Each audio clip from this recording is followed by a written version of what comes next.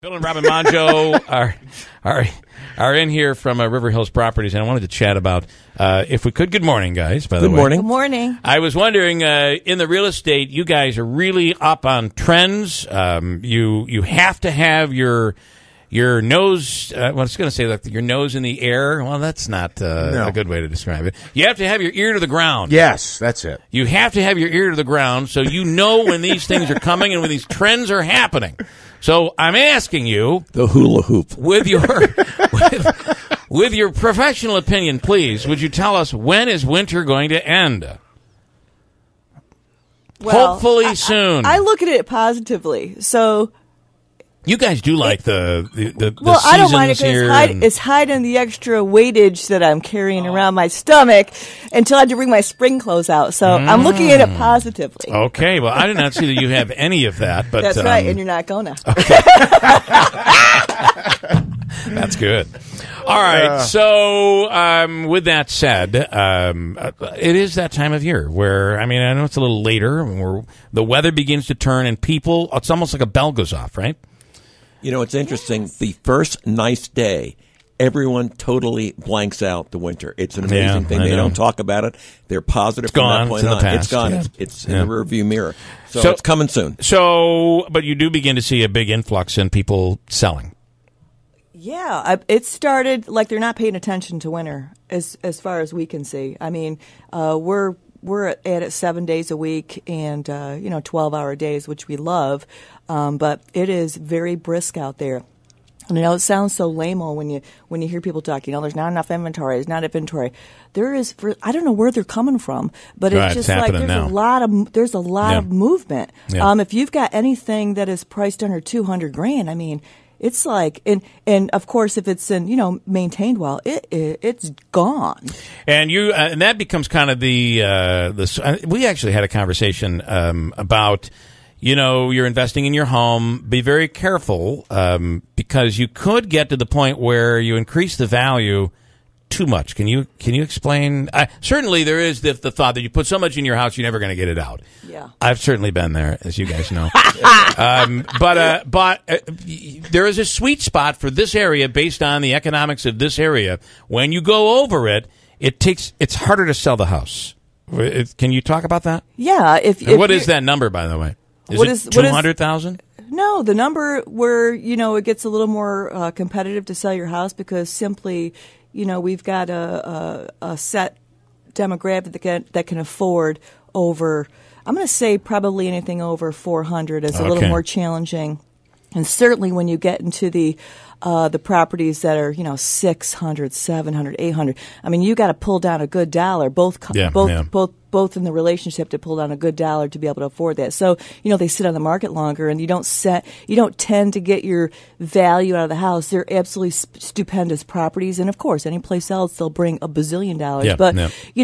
It gets down to the fact is if you want to get on with your life and go on to your next adventure, you're probably not going to get your full value out of the house because we simply don't have people that can afford them. Right. And certainly if the Mano thing were to, and we still are believers that it's going to happen. Fireworks, baby. That thing happens, all of a sudden everything changes, right? Yeah. But still, I think if you've got nice kitchens and baths in your house, that's always going to be your first improvement. You're gonna, when you're ready to get on to your next adventure, whether it be a larger house or moving to another area, maintain the basic stuff of your house, your heating and plumbing, your roofing, and certainly make sure that your bathrooms and your kitchens aren't hunks of crap. Right. What in the? Go ahead. You want to add to that, Bill? Yes, forgive the pun. Okay. We will. Oh, you're funny, Bill. You're funny. But also, I'd like to say that we met with some people from the Power Authority. And again, there's no news about Nano, but I have to say that National Grid is still running the power and doing all that they have to do to make Nano ready for that first person coming in. Now, I have to say that everyone cannot be the village idiot in spending just tons and tons of money with nothing to show for it. Yeah, I mean, we're past the honeymoon of Nano, and everybody's pretty much back to the old ways of it's not going to happen. Right. But there we'll are have people, daily malaise, honey. But we are seeing people spend millions of dollars to be ready for this to happen, and I just cannot believe they're doing this like a robot. Yeah. How long, though? Here's a worry that I have, and that is that if it doesn't happen, I don't want to say it that way. I do still believe it's going to happen, and they're certainly working on it. They're investing money in there, but without new jobs, are we getting into one of the greatest things that we had when it came to housing in this area? That they were flying like hotcakes, flying off the griddle, and that was these loft apartments. Because there were only like 11 of them in Utica, and they were supply and demand thing, 100% sold out. You were spending big bucks on these, and beginning to hear some rumblings because now there's you've got the hardware building is opening up. You've got a couple of other places that have opened up with loft apartments. Without new jobs, are we in danger of getting to the point where the supply is a little too much for the demand? What are your thoughts on that? I think we're still very, very safe in that when it comes to loft apartments. I think so, because that's a way of life that people around here have not seen before, and they hear about it with Soho and Tribeca and all those wonderful places, so they assume that they would like to give that a shot. Yeah.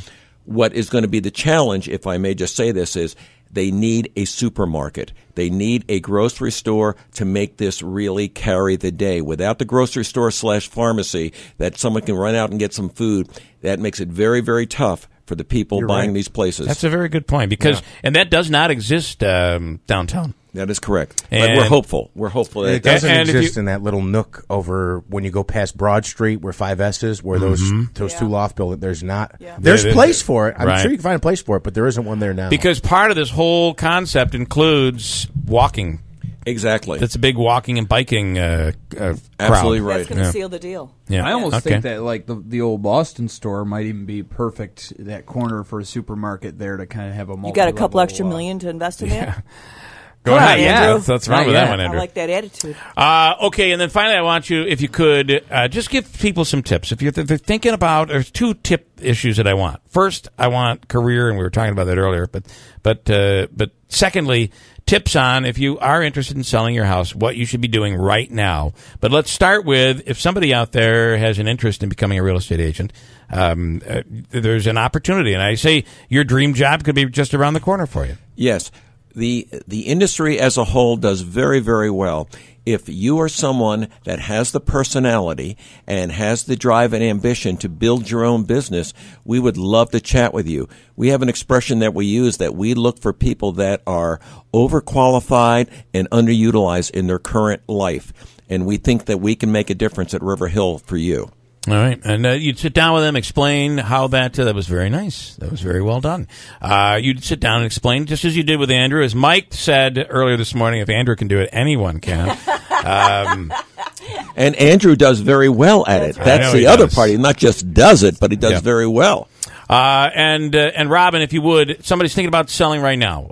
They're considering it. They're thinking about maybe size... downsizing? Maybe they're thinking about going on a new adventure. Yeah, so what should they be doing to prep in their house? Always maintenance items. This is hugely a psychological and emotional purchase.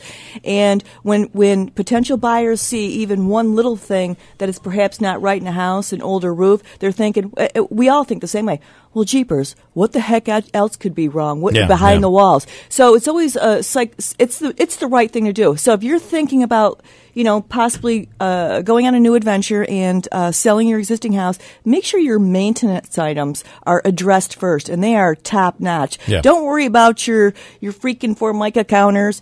If your roof needs to be replaced, replace it. If your furnace system is 40 years old, it's time to replace it, because the cosmetic stuff is secondary. Yeah.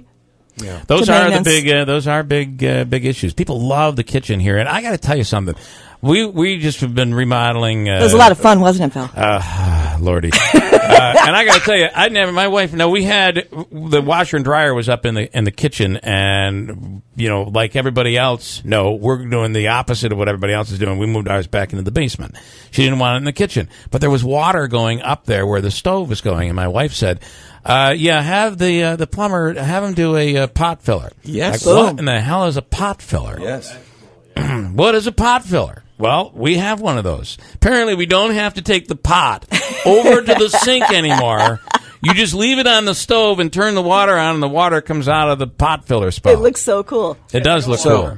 Yes. So let me just say this. It's going to look cool when it starts leaking, too, is what I'm thinking. But you will be surprised that pot filler, if you ever wanted to sell that house, is probably worth $10,000 worth of value because it is new. It's it's a hot thing. If you want to, what's the other hot thing? Tell me the other hot thing. We joke about this. If you put a wine cooler refrigerator, the small ones, under a counter, I guarantee you that everyone that comes to see your house is going to say, "Oh my God, a wine cooler! That is the coolest thing I've ever seen," and they buy the house. Yeah, she did that one too. It's funny. Yeah, it's cool. It's really it's an amazing phenomenon. The other thing that I'm just going to say, getting ready to sell your house, do not just simply call somebody you know that's a real estate person. Please get a second or even a third opinion. It may end up being big money for you in the difference. And let us not forget that for most of the people in our lovely area, their home is their 401k. It's their IRA. It's all their savings. Yeah. Let us do this thing correctly. Get a second opinion. Get 2 or 3. It's not just supposed to go to your best friend or a cousin or anybody else. It's a business decision. Make it so. Next time you're on, we'll talk about the adventure that we all experienced when you helped me sell my house. That was quite an adventure. Boom. Holy moly. All right, guys, thank you very much. Bill and Robin Thank you for Mongeau, having us. From River Hills Properties.